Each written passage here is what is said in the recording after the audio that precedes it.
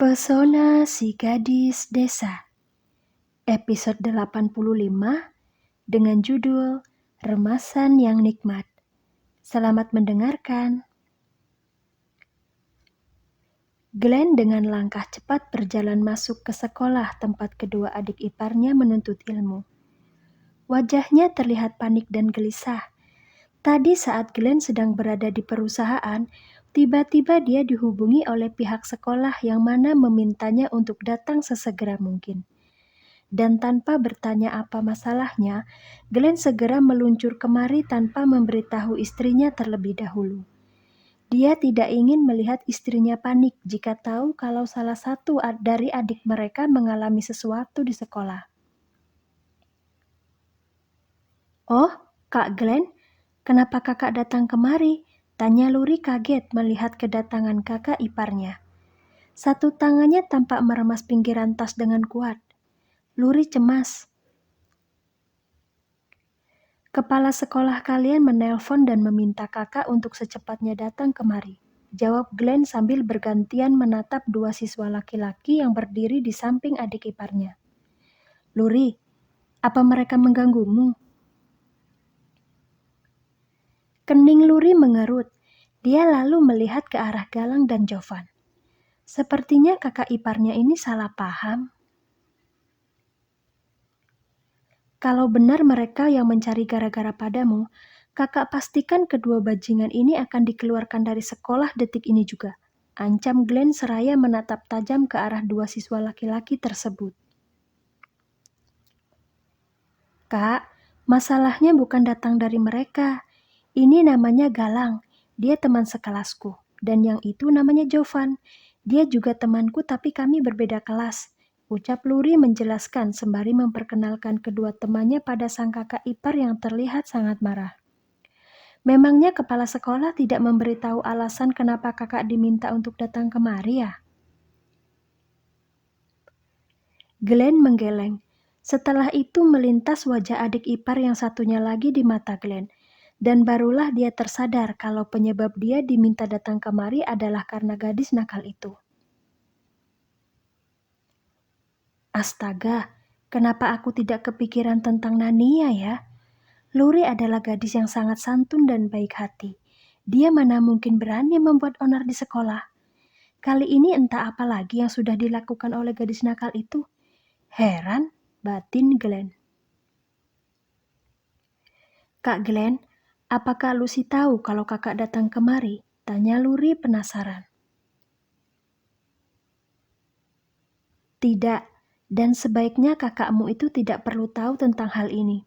Kakak tidak mau membuat kakakmu gelisah," jawab Glenn sambil menarik nafas panjang. "Luri, apa yang sebenarnya terjadi pada adikmu? Apa kebarbarannya kembali menelan korban?" "Maaf menyela, Kak. Apapun yang dilakukan oleh Nania tadi, semua itu dia lakukan hanya untuk membela diri. Jadi aku harap kakak tidak memarahinya nanti," ucap Jovan langsung memberikan perlindungan untuk gadis yang dia sukai. Jovan tidak rela kalau Nania sampai mendapat omelan dari kakak iparnya. Sebelah alis Glenn terangkat ke atas. Dia menatap seksama ke arah siswa yang dengan terang-terangan berani membela Nania di hadapannya. Dan sebuah pemikiran langsung mencuat di benaknya Glenn. Mungkin siswa ini menyukai adik iparnya yang kelewatan beracun itu. "Kak Glenn, kakak sebaiknya segera masuk ke dalam saja. Kasihan Nania, dia sudah cukup lama berada di sana," ucap Luri mengingatkan. Dia tidak boleh membiarkan kakak iparnya tahu kalau Jovan menyukai Nania. Bisa gawat nanti.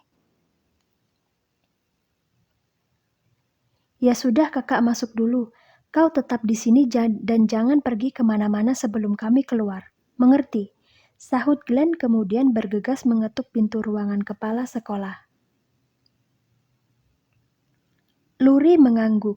Dia lalu menghela nafas sambil melihat ke arah Jovan dan Galang.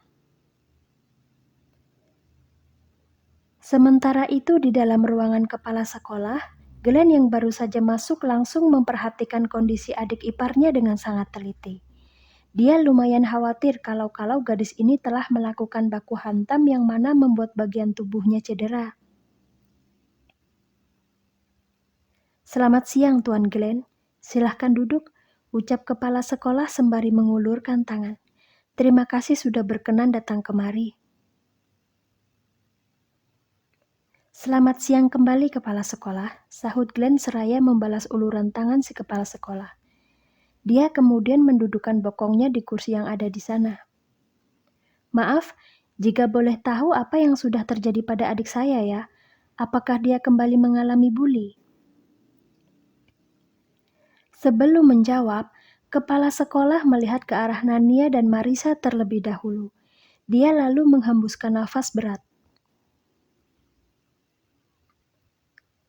"Tuan Glenn, memang benar adik Anda telah menerima sebuah perlakuan yang tidak mengenakan dari Marisa, siswi yang berdiri di sebelahnya.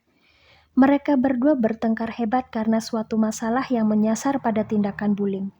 Juga Nania yang melakukan kekerasan fisik pada siswi tersebut di mana dia, Kak Glenn. Aku menyerang anak menor ini karena dia mencari masalah terlebih dahulu.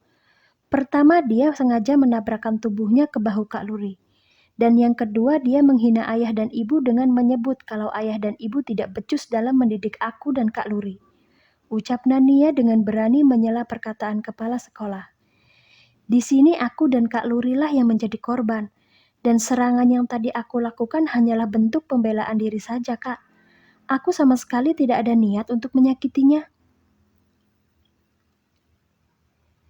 Nania langsung menatap tajam ke arah Marisa begitu dia selesai bicara. Dia masih tidak terima. Pokoknya Nania tidak akan melepaskan anak satu ini dengan sukarela. Keluarganya adalah harta yang sangat berharga bagi Nania, terlebih lagi ayah dan ibunya. Jadi apapun caranya Nania bertekad memberi pelajaran yang cukup berat pada kakak kelasnya ini. Dia tidak peduli meski harus dikeluarkan dari sekolah sekalipun. "Lalu apa saja yang sudah kau lakukan untuk membela diri, Nania?" tanya Glenn dengan nada suara yang sangat datar. Sebisa mungkin dia menahan emosinya begitu tahu kalau kedua mertuanya telah dihina oleh seorang gadis ingusan. "Kakak harap jawabanmu tidak mengecewakan." "Tadinya aku berniat menghajar anak menor ini sampai babak belur, Kak. Tapi Kak Luri, Kak Galang, dan Kak Jovan terus menghalangiku. Jadi aku hanya sempat menarik rambutnya saja. Lihat ini, Kak," jawab Nania sembari memperlihatkan gumpalan rambut yang berhasil dia ambil dari kepala Marisa. "Tuan Glenn, saya rasa pertanyaan Anda sedikit tidak pantas untuk diucapkan. Saya tahu apa yang dilakukan oleh Marisa sangat salah, tapi saya juga tidak bisa membenarkan kekerasan yang dilakukan oleh Nania. Tujuan saya mengundang Anda kemari adalah untuk mencari jalan penengah dan juga menasehati Nania agar tidak mudah melakukan serangan secara fisik. Karena jika kita tidak bisa menemukan jalan penengah yang baik, saya khawatir keluarga dari Marisa akan menuntut pihak sekolah atas kejadian hari ini," tegur kepala sekolah tak suka mendengar arah pembicaraan Nania dan kakaknya. Sebuah semik jahat muncul di sudut bibirnya Glenn begitu dia mendapat teguran dari kepala sekolah. Adik dan mertuanya dihina dan dia diminta untuk mencari jalan penengah. Oh shit, bukan Glenn namanya jika dia tidak melakukan apa-apa ketika ketenangan keluarganya diusik. "Nania, lain kali jika ada siswa yang berani mencari masalah lagi entah itu menghinamu atau menghina kakakmu, apalagi merendahkan orang tua kita, langsung saja dorong anak itu dari atas tangga. Dan kalau kau masih merasa belum puas, hajar saja anak itu sampai tidak sadarkan diri. Jangan khawatir, kalau pihak keluarga mereka ingin menuntutmu, maka kakak siap bertanggung jawab. Keluarga kita sangat terhormat. Jangan biarkan siapapun merendahkan kita. Paham?" ucap Glenn sambil menatap tajam ke arah kepala sekolah. "Dan untuk Anda, kepala sekolah, dengan tegas saya memperingatkan Anda untuk jangan coba-coba menggertak kami. Percaya tidak, dalam waktu singkat saya bisa membuat Anda didepak dari sekolah ini. Saya tahu Anda hanya ingin bersikap adil, Tapi keadilan yang Anda maksud sangat tidak membuat saya merasa puas. Orang tua bukan sesuatu yang boleh dijadikan bahan bulian. Coba Anda bayangkan, dalam usia semuda ini, anak didik Anda itu bisa mengatai orang tua dari siswa lain dengan begitu rendah. Tidakkah menurut Anda sekolah ini sangat krisis moral? Siswa Anda itu sakit, kepala sekolah. Saya sarankan sebaiknya Anda memberitahu keluarga gadis ini untuk melakukan konseling pada psikiater.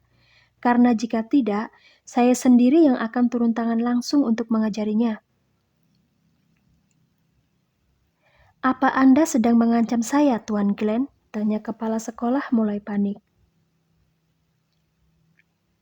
Ya, dan akan saya lakukan jika Anda tidak memberikan sanksi tegas pada gadis ini, jawab Glenn kemudian berdiri. Nania, ucapkan selamat padanya karena kau tidak akan menerima hukuman apapun dari pihak sekolah. Dan jika besok kau masih melihatnya datang ke sekolah, segera beritahu kakak karena kakak akan langsung mendatangi keluarganya. Wajah Marisa pucat pasi saat Nania mendekat ke arahnya sambil tersenyum mengerikan. Dia langsung menelan ludah saat tangan adik kelasnya ini bertengger di bahunya. Bagaimana Marisa? Apa kau masih memiliki nyali untuk merendahkan orang tuaku? Tanya Nania. Aku harap remasan tanganku di kepalamu tadi cukup memberikan rasa nikmat yang bisa kau ingat seumur hidup. Selamat menjalani skorsing ya kakak kelasku yang cantik. Bye. Tanpa berpamitan pada kepala sekolah, Glenn langsung merangkul bahu Nania kemudian mengajaknya keluar dari sana. Jika kalian penasaran mengapa kepala sekolah tidak berani berkutik, jawabannya adalah karena Glenn adalah salah satu penyumbang dana terbesar di sekolah ini. Dia sengaja melakukannya agar Luri dan Nania tidak dipandang remeh karena mereka berasal dari desa. Kalian pasti tahu sendirilah kalau orang-orang kota selalu memandang orang lain melalui kasta dan latar belakang. Ditambah lagi sekolah ini adalah sekolah paling favorit yang ada di Shanghai. Maka status kekayaan para siswa menjadi tolak ukur dalam pertemanan antar siswa yang bersekolah di sini.